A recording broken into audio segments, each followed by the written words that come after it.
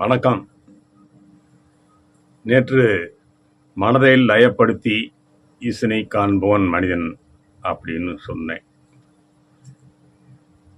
அது 12 வருஷம் 18 வருஷம் ப்ராக்டிஸ் பண்ணணும், தியானம் பண்ணணும், இதுலேயுமே பற்று இல்லாமல் இருக்கணும். அது தனி, அதை நம்மளால் செய்ய முடியாது. என்னங்க சார், ஒரு நாளைக்கு ஒரு தடவை காலையில் எந்திரிச்சு வெறும் வகுத்தில் சம்மணம் போட்டு உட்காந்து 1 நிமிஷம் தியானம் பண்ணுங்கன்னு சொல்கிறேன். எவ்வளோ பேருக்கு சொல்லி கேட்டேன், யாருமே செய்ய மாட்டுறாங்க. அந்த ஒரே 1 நிமிஷம் நீங்கள் பண்ணிட்டீங்கன்னா நீங்கள் யார் அப்படிங்கிறது உங்களுக்கு தெரியும். அந்த 1 நிமிஷத்துக்குள்ள உங்களுக்கு உங்களுக்குள்ள உங்கள் கேள்வியை பதில் உங்களுக்கே கிடைக்கும். அந்த பதில் உங்கள் வாழ்க்கையை உயர்த்தும்.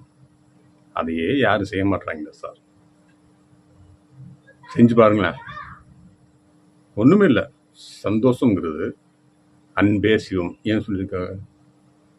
நீங்கள் சந்தோஷமாக இருந்தால் சிவனுக்கு பிடிக்கும் சார். ஆனால் சந்தோஷம் இருக்க முடியாது. ஏன் தெரியுமா? இப்போ மனசு ஒரு பக்கெட், அதில் 6 லிட்டர் கொள்ளளவு இருக்குன்னா நம்ம ஒவ்வொரு லிட்டராக போட்டு பொருள் வைக்கிறோம். ரொம்ப போட்டு திணிச்சானா செய்யும், பக்கெட் உடஞ்சி போகும்.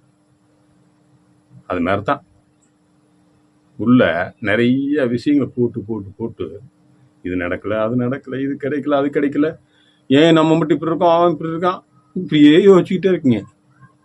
விட்டுருங்க.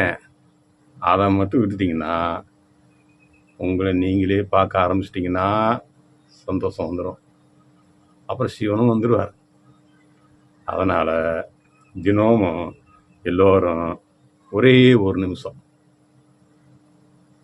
தியானத்தில் உட்காந்து பாருங்களேன், அந்த அற்புதம் புரியும். நன்றி, வணக்கம்.